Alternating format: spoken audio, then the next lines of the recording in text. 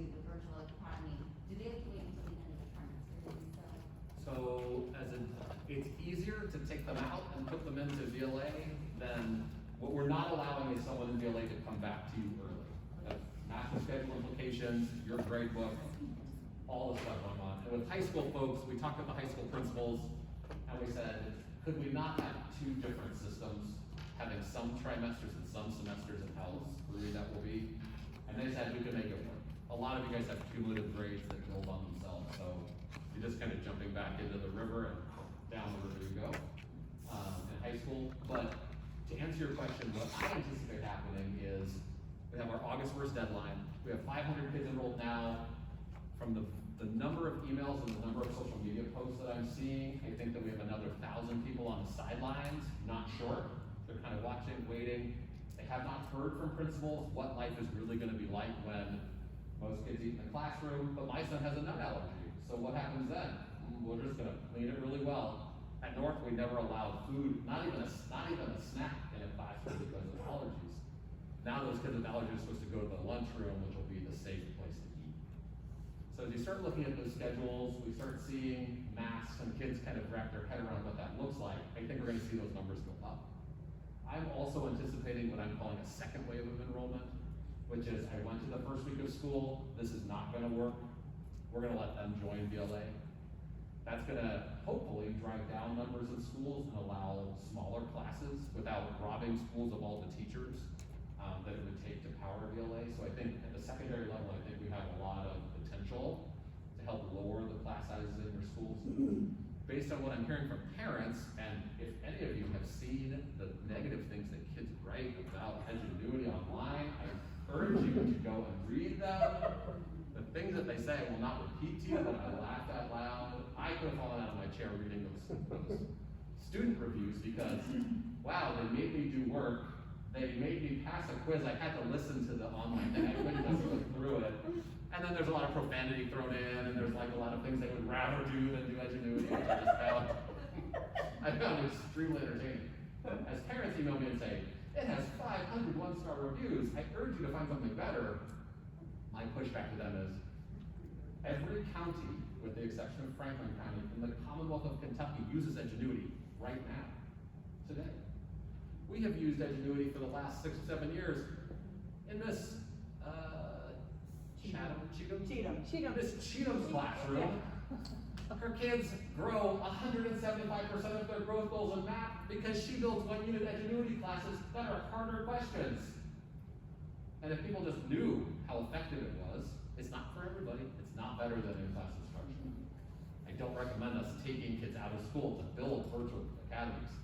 But in a situation like this, it's better than what you could get. Yes? I just have a quick question. But Please. online, it talked about, because I teach AP, so my understanding is that the kid starts online, they stay the whole year. So, And we don't build those at all, right? no, AP is, we can't adjust the AP course. Here's the challenge. At some of the high schools, the AP courses in Edgenuity are not offered at your school. So if I start an AP course in Edgenuity that isn't offered at my home school, and I return to school, there's nowhere for them to go. Right. If, let's say, it was a very accommodating class, like biology or history, U.S. history, I would be okay if the teacher wanted them to return, but what we're trying to do is not set up a situation when they come back and say, but I've been taking, whatever one, and it's not available here. So I would leave it to the counselors. At the end of the day, like, I always trust the counselor to make the best choice for the student. Okay. But our general explanation is, in the AP course, it's a whole year you stay in it. Okay. So I just think it's flexible. Yeah. This is probably a premature question, Sure. but with Edgenuity, has there been thought or talk about how to accommodate our students with IEPs and our gifted populations? Oh yeah, we're talking, and that doesn't solve any of the problems.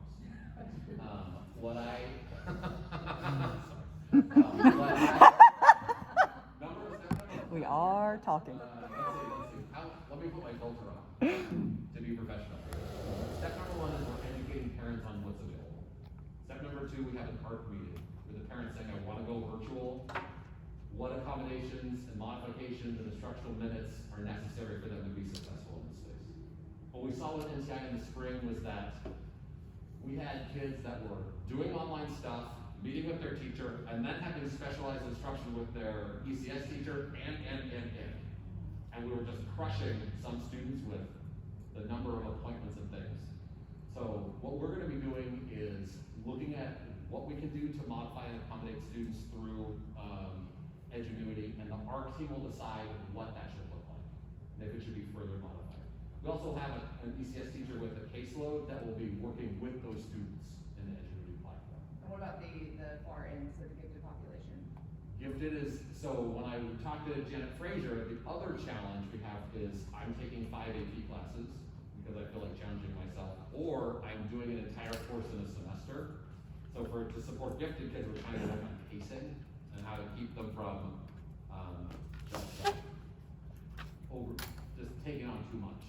But yes, on the other end of the spectrum with gifted and talented, we are looking at ways that we can use, and we actually have a large number of G2 kids who are signing up. Because I think they like the flexibility and they like that they can work ahead. So I don't know if I've answered your question well, but we're planning for it. Do you have a follow-up? No. Well, I'm the gifted coordinator at East, and so I'm like, well, what's gonna happen to my kids? Yeah, what's gonna happen? I would welcome your input. Yeah. So I heard you say that, they'll be able to work their own pace on VLA, but let's say a student decides after trimester 1, I'm ready to come back into the classroom, and they're Not even close. not even close, so they're either way behind or way ahead of where they are in their classroom, but I mean, looking at, So I think that what we would have said to the parent, so there's gonna be a couple things that'll happen. You're gonna get some kids who struggle and can't get traction in VLA. right, And the parent's gonna say in November, this is terrible. We need them to be back in person. I think what we would do if they returned in person is to figure out what was the root cause of them not being successful. Is it because they actually learned? Did they need like tier 2 or tier 3 support? If that's the case, we're gonna be offering some intervention in Virtual Learning Academy also.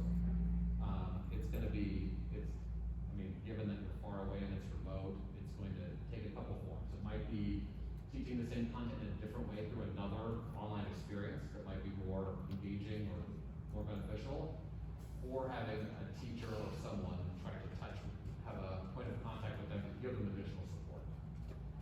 But when you get to November, the parents said, because we will know by November 1st if they're re-enrolling for the next trimester. The answer is no, then our virtual learning coach will have a call with the student and the parent, say, here's what you need to accomplish before you return. Now, if that's like a month's worth of work, we will have dropped the ball on that student. We will have some kids that just like refuse or just